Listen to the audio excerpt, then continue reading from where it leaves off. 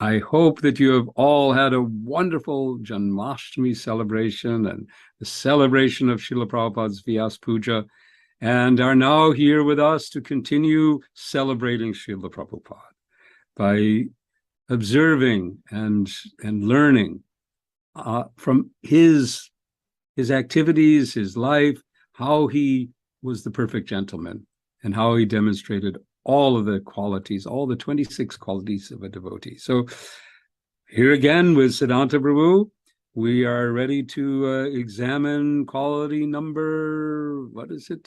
16. That's what I was 15 or 16. Yeah, 16. Right? He controls his senses. You know, the Rupa Goswami says if one can control his tongue, belly, and genitals, then he can make disciples all over the world. So we're going to have some stories today that exemplify how Prabhupada actually did make disciples all over the world and is still making disciples all over the world. Today we're going to hear from Shrutikirti, Jananivas, Janardhan Swami, Yogeshwara, Rupa Vilas, Udayananda, and Arjuna Das. Okay. So we can just start off and hear from Shrutikirti, first of all. So let's hear from Shrutikirti Prabhu. Now, one time was in Sydney, Perth, Australia. So when we went through the Australian tour, we were traveling a lot. So there was a lot of time being on the planes, time zones, flying. So by the time we got to where we were, I guess we were a little tired, or anyway, we're in Australia, so eating very opulent prasadam, like I say, lots and lots of dairy products that they used. So this particular day, the room we're staying in, it was belonged to a devotee's parents. It was like a, what do you call, vacation cottage. So this one we were using as our bedroom, had an actual picture window that exposed what was our bedroom. Prabhupada was in his own room. Anyway, I hear the bell ringing in the afternoon, and I go in, and Prabhupada's saying, it was one of his lines, I've been ringing this bell for hours. Everyone's sleeping like dead men. He said, all like dead men. He said, the karmis aren't sleeping. Prabhupada used that word. Karmis aren't, he said, they're all working very hard for their sex life. But not our devotees. He said, sleeping very, very comfortably. He said, call them. Well, that was always the thing, call them. So I go in, wake up Paramahamsa. Prabhupada wants to see us, he's mad. I wasn't even happy for what was about to happen. And then I go to the boys, these young brahmacharis. I said, Prabhupada wants to see you. Of course, they're smiling. They couldn't wait to see Prabhupada. Now I'm thinking, we'll see. So we get into, now we're all four of us are sitting in there, and Prabhupada gives the exact same, all sleeping like dead men, he said, rascals. Everyone's out working very hard, he said, for their life, your sex life. He kept, everyone, these men working so hard, but not my disciples. You're very nicely sleeping, he said. Sleeping. He said, go and sleep. That was the worst thing he could have done. He thought, so now we all walk out of our room with the heads down, and we go in now. Everyone's sitting there, Hare Krishna, Krishna Krishna, Hare Hare. A couple minutes go by and the bell rings. We go back in for obeisances. Prabhupada looks at one of the young boys. He said, get a book and read. Of course, they're all his books behind him. By now, 75, maybe a dozen books. He said, take one book and begin reading. He said, we'll have class. So he was, right away, he was straightening us out. He was showing, just because we're in this house, doesn't mean the program isn't there. So, of course, it always happens. The boy, oh, which book, Prabhupada? Any book. So he grabs Bhagavad Gita, takes it, puts it. Where should I read? Anywhere. He wouldn't even let him speak. I heard this man. This was Prabhupada's mood. There's no special place. It's everywhere you go. He said, Krishna's like a sweet ball. Everywhere you bite, it's sweet. So then, of course, he started reading right away. A few days later, it happens again. These boys aren't there. Now we're in Fiji. More traveling. And Paramahamsa and I, we're just knocked out. And we're resting. It's morning. It's like 10 in the morning after breakfast. But we're sleeping. And the bell rings. Why are you sleeping? I would never give a response. I'd just look out. Because whatever response I would give, he would, smash it. I knew that. I just kind of look. Where's Paramahamsa? He's resting, Prabhupada. Call him. He's a Maharaj. So now I go to Paramahamsa. Again, Prabhupada wants to see her. I said, Paramahamsa, he's really mad, we're sleeping. But I don't say anything else. I don't know what to say. So we both go in. Offer obeisance. Prabhupada looks at him. Why are you sleeping? Prabhupada, jet lag. Prabhupada said, I'm also flying with you. He said, I have no jet lag. He said, you're a sannyasi. He said, you're supposed to be reducing your sleeping and eating. He said, not more. He said, this is our business. And he said, all right. He said, go. And we left. Haribol, yes. The real the opposition of Srila Prabhupada's control of his senses and our difficulty. Yeah, we have a ways to go to We have a reach way. that that quality and that ability to control our senses. So that's a good one to start with. Now let's listen to Jananivas, and he explains how Prabhupada was able to control his senses in the aspect of, we have the threefold miseries coming from the body, miseries coming from the demigods, miseries coming from other living entities. So this is a story that he tells us about Prabhupada's ability to control his senses in the midst of seemingly difficult material situations. Yes. Another thing Prabhupada didn't like was the mosquitoes. And there were millions and millions of mosquitoes, and we were the only light around. We were on the bank of the Ganga. There was no other lights. As soon as we lit the kerosene lamp or our candles, and immediately all the bugs and mosquitoes would come. So we used to burn the cow dung to make smoke. And Prabhupada, he quite liked it. We were all crying and everything, stinging, but Prabhupada, it didn't affect him. And he quite liked it. He said, my Guru Maharaj used to have his chapatis cooked on this gobar, this cow dung patties. Gives them a very nice flavor. But he would complain sometimes. He said, I just put my hand under the mosquito net to get my books. And immediately they're coming biting my hand.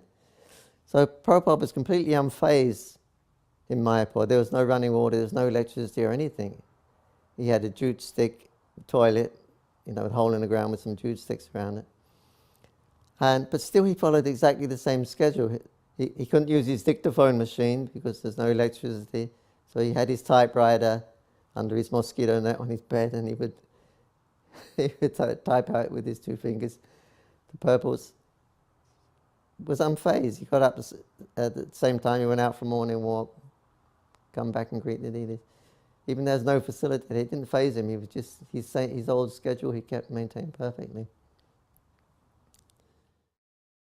Yeah, that's such a very wonderful example of how one who can really control his senses can maintain this service system regardless of the situations, because he's got the control to adapt. I think the adaptability is a mark of one's control. Yeah, equal in all situations. Yeah.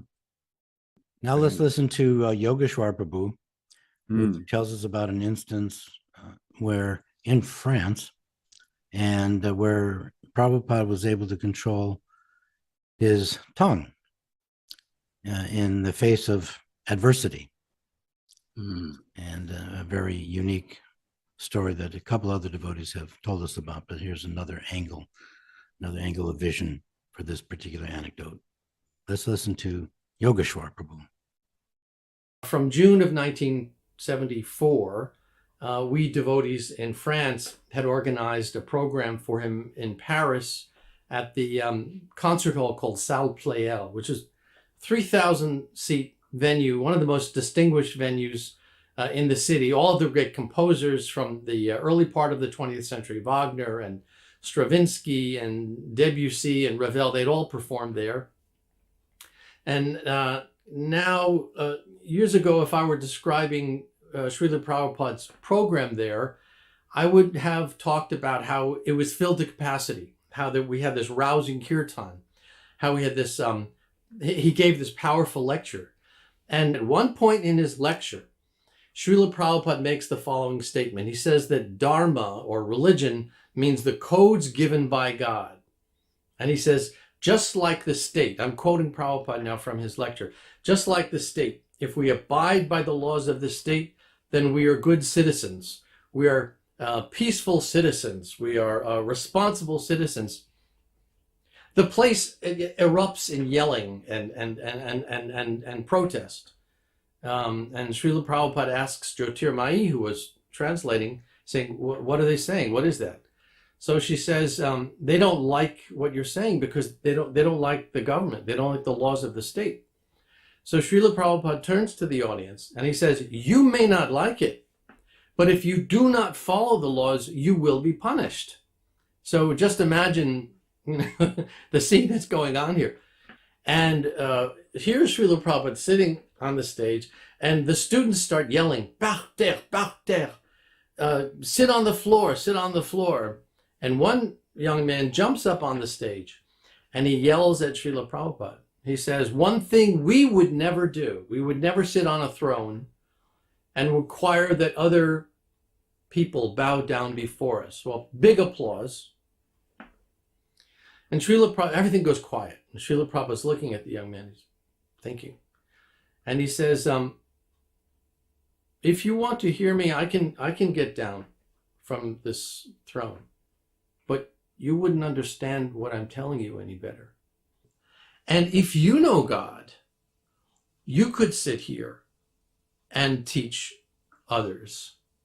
Afterwards, he made the surprising comment to us that the next time I come to Paris, if I do a program like this, just bring a simple wooden chair.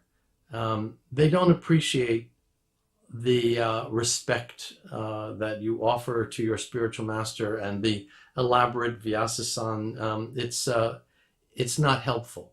So next time I come, we'll make it simple.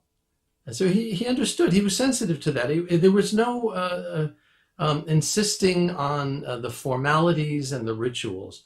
Whatever was important, whatever needed to be done for reaching people where they are, he was in favor of that. Hare Krishna, yes.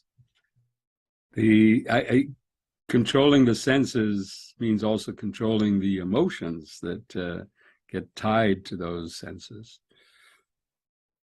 Yeah, he could have gotten angry. Yeah, but he didn't. He understood with his intelligence, and Krishna showed him, okay, this is where they're at. You know, the art of preaching is figuring out where the person you're talking to, where his consciousness is at, and what it will take through your words, through the use of your tongue, to preach properly where they will hear the message. Right. And so Prabhupada understood that and was able to control his tongue. The tongue is meant for eating and speaking. Yeah. So in this case, the sense of the tongue to speak, and Prabhupada was always conscious of speaking in an appropriate manner for whomever his audience was. And he learned that that's where they were at. The political scenario was such that they could not appreciate the mood that the devotees presented, their spiritual master with the Vyasa-san, etc. Now, in that regard to the tongue being able to speak or eat, Now let's hear from Janardhan Swami, who tells us how Prabhupada instructed him to engage the tongue regarding eating. Okay. What I was talking to you before we started recording, I was mentioning how when I had jaundice or hepatitis, contagious, it's jaundice that you get from water, basically, or from contaminated food. But in India, it's not uncommon.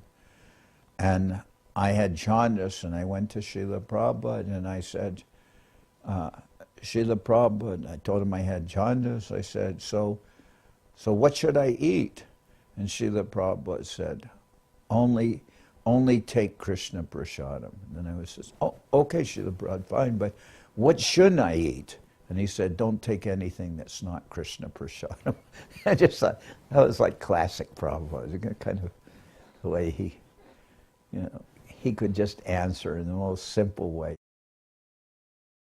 Yes. Yeah. Only Krishna Prasadam. That is the control. That's right. That's how you engage the tongue properly. Control the senses by eating Krishna Prasadam. And it also showed his, sense of humor was there. But that's the message. Don't eat anything except Krishna Prasadam.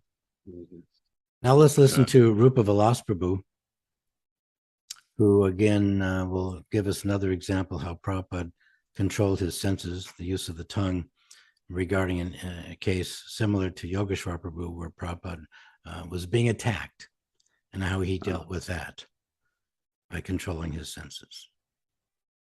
One summer, Srila Prabhupada was visiting with us, and it was very hot. So he wanted to go outside, and at that time, there was no garden, a nice spot for him to sit. So he went out and sat on the lawn in a chair on Graham Street, which is the busy street. And all these cars were zipping by, and Prabhupada was sitting out in the lawn in a chair with just a sannyas, what do you call that? The top, whatever, the sannyasi top. Someone was fanning him with a peacock fan. We were sitting out around Prabhupada, and this man walked by on the sidewalk. And when he saw Prabhupada, he just did a double take, and it was more than he could handle, because just after he looked, and then he walked by, and he just couldn't handle it, so he walked back, and in a very demanding voice, he said to Prabhupada, "Why is that man fanning you?" And Prabhupada, was just sitting very relaxed in the chair, and he just said, "It is hot." So this man he didn't know what to say. He just turned on his heel and walked off. So Prabhupada kind of demolished his whole irritation with 2 words, or 3 words. "It is hot." And that was it. So that was kind of a humorous. Yes. Yeah. The ability to always, say say the right things in the right time in the right circumstances. Yeah. I think the control is not just it's a control of the emotions and the feelings, but also a control that is because of being Krishna's servant, and Krishna just supplies. Yeah, it's the example of his wit. Yeah. To control that situation, and again controlling the emotion and the urge of the tongue to defend, eating, sleeping, mating, defending. So that's how he defended himself, by speaking the truth in a very sublime and subtle, humorous way. Yeah. Now let's listen to Udayananda Prabhu, who will tell us a story about Srila Prabhupada's, a time that he had alone with Srila Prabhupada, where Prabhupada was able to exhibit to him, and now to us, the pushings of the body for eating, sleeping, mating, and defending. So this one is going to focus on the sleeping propensity and the desire to sleep. So let's listen to Udayananda Prabhu. And by the time we got back to Fogal Ashram, we were staying at Fogal Ashram, it was like midnight. And everyone was completely exhausted. I mean, the day was just like, I'm done. you know. I'm like the, you know, zombies, the Walking Dead. And, but unfortunately, I had gotten a little sick because I ate some jalebis in the marketplace, right? What is that place called down in Vrindavan? Whatever. Loi Bazaar. So, you know, I got sick and, you know, diarrhea. So I went to take rest and like, you know, ran to, you know, did my stuff and came back, lay down, 5 minutes later, get up, go back, lay down. Every time I laid down and relaxed, I had to go back. It was just really hellish. And this was like going on for about a half hour. And I said, you know what? I'm not going to be able to sleep. I might as well just stay up and go chant my japa. And I'll go down to the temple. And it was like 2 o'clock in the morning. So everyone was, I mean, like everyone was dead. Dead tired, exhausted from all the festivities. I was the only person. I walked down, I was the only person walking from Fogal Ashram. It was almost a little scary, actually. But also really sweet, too. Very quiet, very sublime in Vrindavan. I came in, and there was, also I was thinking, well, maybe I'll go do the 24-hour kirtan, because Prabhupada had initiated that. Well, when I actually got to the temple, there was one devotee, and he was laying on the mridanga, going, Hare, Krishna. You know, it's kirtan, but I thought, I think I'll just chant my japa. So I came out the front of Krishna Balaram's temple, and I started to circumambulate. And as I came around the back of the temple, I was right next to Srila Prabhupada's room, and there was a light on. Now, Prabhupada has been preaching, tirelessly since 4 o'clock in the morning. It's 2 o'clock the next day. And in his room, he has his dictaphone, and he's going, Srila Vishwanatha Chakravarti Thakur says in his explanation of the Gita. And Prabhupada's translating the Bhagavatam. And I'm like, why? You've already done it all. You've done everything. You've done this big festival. There's no one around to see you doing this, but he was there translating the Bhagavatam. And he was doing it for us. That was the only, logical, he should be exhausted himself. It's 2 o'clock in the morning. He got back at midnight. And he's translating the Bhagavatam. And I got to I chanted my japa, and it was just me and Prabhupada. He didn't know I don't know if he knew. He knows whatever Krishna wants him to know. And I just got to watch him translate the Bhagavatam for about 20 minutes. And then his servant came out and kicked me out. I'm like, I'm not doing anything. But the amazing thing was Srila Prabhupada's tireless pursuit of giving Krishna consciousness to this planet, to this world, to this universe. And that's why he's the spiritual master of the universe. Jai. Yes, that ability to rise above the pushings of the senses, everyone else, but he is above it all. Yeah. Easier said than done, but Prabhupada showed us he's the Acharya in every aspect, and this his ability to control the pushing of the body to sleep, his desire to preach was far surpassed the desire to sleep. Yeah. Easily.